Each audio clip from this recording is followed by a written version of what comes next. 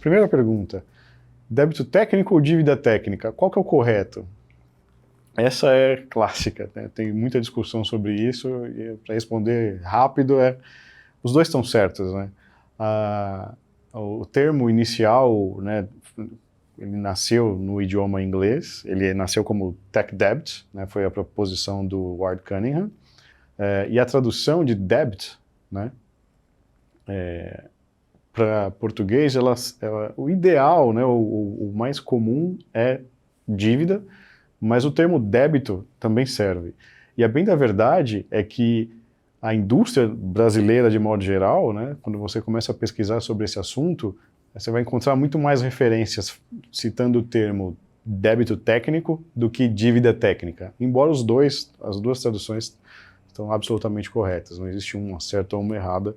Algumas pessoas acreditam que o conceito de dívida, né, se traduz melhor, pela metáfora inicial do Ward, mas a verdade é que débito também funciona, né? Um débito pode também incorrer em principal e juros da mesma forma. Então não tem um certo e errado, a gente acabou adotando débito técnico, a gente discutiu sobre isso inclusive, mas não tem um certo e um errado. Segunda pergunta, débito técnico é bom? Acho que a resposta intuitiva é dizer que não, mas a bem da verdade é que como um empréstimo, né, como uma dívida, ele pode ser bom, ele pode acelerar alguns aprendizados, né? No caso que a gente mostrou como exemplo aqui, como nasceu essa metáfora, a ideia era boa, né? O time decidiu, né, o time do Ward Cunningham, ele entendeu que valia a pena colocar um software em produção, em contato com o cliente, mesmo que ele não estivesse pronto, pelo valor que o feedback que os clientes iam dar para ele ia trazer para o time, né? Os novos aprendizados. Então eles assumiram isso, né? E foi positivo, foi intencional, né, e prudente. Então ele pode ser bom, ele pode ser usado de forma intencional e boa. Mas de modo geral, o débito técnico, quando a gente fala de débito técnico, a gente está falando de características técnicas que estão longe do ideal. Como nesse exemplo do Ward, ele queria, né, poder provar que as teses, né, ou a intenção, a definição, o entendimento do time naquele momento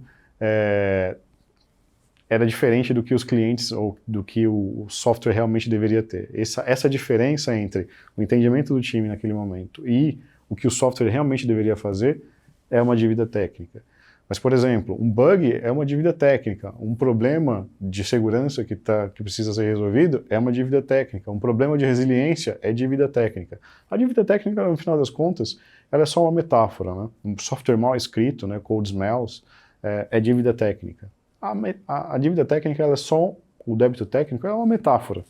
O mais importante é como a gente usa ela para comunicar essa ideia, né, de que a gente está sendo penalizado, a gente está pagando uma dívida porque existe uma característica técnica de implementação, seja funcional ou não funcional, que está longe do que é o ideal, né? Então toda vez que o time tem que lidar com essa diferença, o time paga juros. Então reduzir essa dívida ou eliminar essa dívida vai permitir que o time tenha pista livre para avançar sobre os novos desenvolvimentos. Então débito técnico, ele pode ser bom, mas de modo geral é ruim. Débito técnico é um bug? Essa é boa. Débito técnico, acho que é a teoria dos conjuntos, né? Um bug é um débito técnico, mas débito técnico não é só um bug, tá? Como a gente falou aqui, débito técnico tem outras características que a gente pode classificar como débito técnico, né? Funcionais e não funcionais. Segurança, implementação, complexidade, modularidade, performance, resiliência, são todas características de débito técnico também. E bug está inserido. Um bug é um débito técnico, precisa ser resolvido.